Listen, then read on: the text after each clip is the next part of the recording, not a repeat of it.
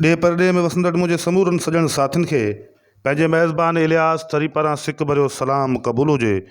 उमेद त ख़ुशि चाक चङा भला जोड़ मतारा हूंदो।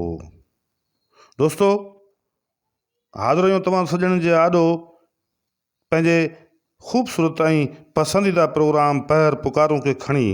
अॼु पाण हिन पहर पुकारूं प्रोग्राम में ज़िक्र कंदासीं ग़ज़ल जी दुनिया जे बादशाह शाइर वली मोहम्मद वफ़ा पलीअ जे विछोड़े जो। छाकाणि जो 18 अप्रैल 2019 ते सिंध जी ॾात वारे ॾींहं जे हिन धणी ऐं सिंधी शाइरीअ में ग़ज़ल जे बादशाह शाइर, ग़ज़ल जे हसीन ऐं ख़ूबसूरत शाइर वली मोहम्मद वफ़ा पली जो विछोड़ो थियो। अॼु 18 अप्रैल 2019 ते संदसि विछोड़े बाद काल 18 अप्रैल 2022 ते संदसि 3 वरसी हुई। पर वरी अफ़सोस सां चवणो थो पवे त सिंधी ग़ज़ल जे हिन बादशाह शाइर खे कंहिं बि इल्मी अदबी इदारे यादि न कयो। सिंधी ग़ज़ल जो ही बादशाह शाइर जंहिंजे ग़ज़ल खे ॿुधण सां दिलि जूं धड़कनूं बीह रहंदियूं हुयूं ऐं माण्हू महसूसु कंदो हो त का ॾात आहे जेका हसी थधिड़ा महसूसु थी कराए। अहिड़े ग़ज़ल जे ख़ूबसूरत ऐं हसीन शाइर ख़ान साहिब वली मोहम्मद वफ़ा पली 1944 ईस्वी दारे ॻोठ ख़ान साहिब अताउंद पलीअ में जनम वरितो हो। पर छा त संदसि शाइरी हुई ऐं संदसि शाइरीअ जो हिकिड़ो किताब जेको मार्केट में अची चुको आहे, जंहिंमें संदसि शाइरीअ जा इंतई ख़ूबसूरत हिसा मौजूदु आहिनि। दर्द हज़ारे हिकिड़ी दिलि, इहो किताबु पढ़ण जहिड़ो आहे। पर पाण इन ते तमामु सूरताल ते तफ़सीली ॻाल्हि ॿोल कंदासीं। उन खां अॻु में अवां सॼणनि खे गुज़ारिश आहे त जेकॾहिं तव्हां पंहिंजो ही प्रोग्राम ॿुधो पिया यूट्यूब चैनल थर थाक तां ऐं पहिरियों दफ़ो ॿुधो पिया त पंहिंजे यूट्यूब चैनल थर थाक खे सब्सक्राइब ज़रूरु करियो त जीअं वधि खां वधि दोस्तनि ताईं पाण ही प्रोग्राम ऐं पंहिंजो हिक ॿिए जो राब्तो बरक़रार ऐं क़ाइमु रही सघे ऐं ही प्रोग्राम पहुचाए सघूं। सो दोस्तो, पाण ॻाल्हि पिया कईसीं त सिंधी ग़ज़ल जे बादशाह शाइर वली मोहम्मद वफ़ा पलीअ जे काल 18 अप्रैल ते 3 वरसी हुई।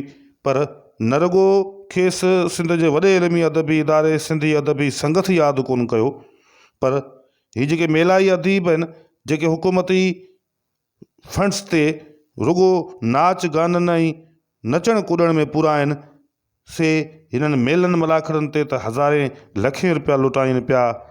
पर हिननि मां बि इहो न पुॻो त सिंध जे सकाफ़त ऐं सयाहत खाते जे प्लेटफार्म तां हिन सिंध जे अज़ीम शाइर खे थोरो घणो ट्रिब्यूट ई ॾेई वठनि हा, का नंढड़ी वेहक करे वठनि हा, सादी का गॾिजाणी करे वठिजे हा, थोरो हुनखे यादि करे वठिजे हा त केॾो न सुहिणो ऐं यादगार हुजे हा ऐं संदन साराह बि सुठनि लफ़्ज़नि मां थिए हा।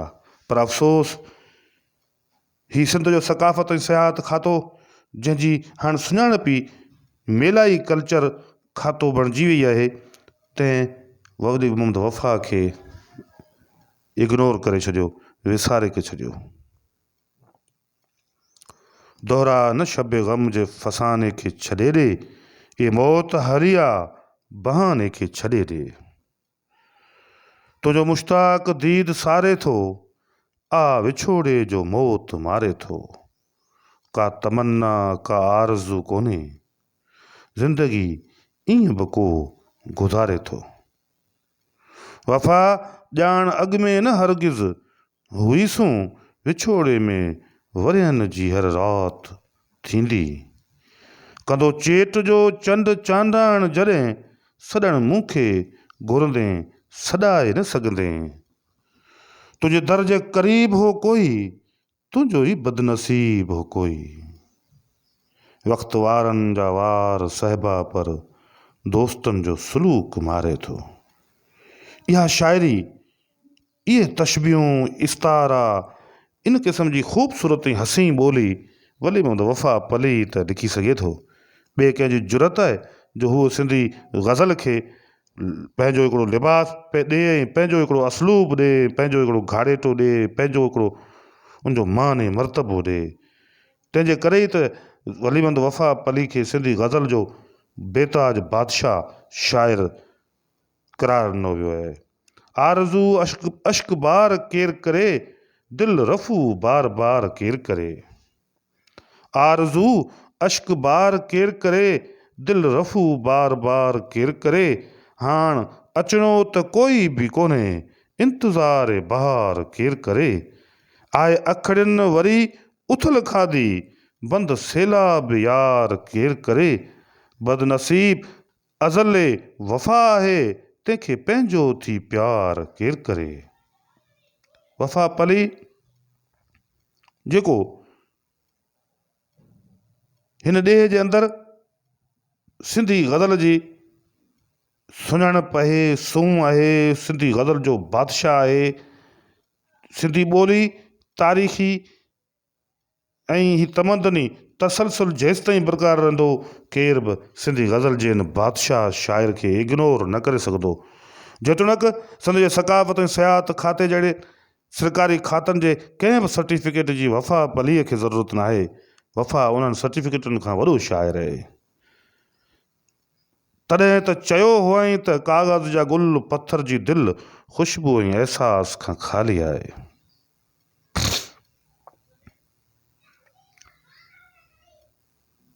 वफ़ा पली जेको ईअं बि चवे थो त को बि ईंदो न रे गुज़ारनि में, को बि ईंदो न रे गुज़ारनि में, राह कंहिंजी वफ़ा निहारे थो। को बि ईंदो न रे गुज़ारनि में, राह कंहिंजी वफ़ा निहारे थो।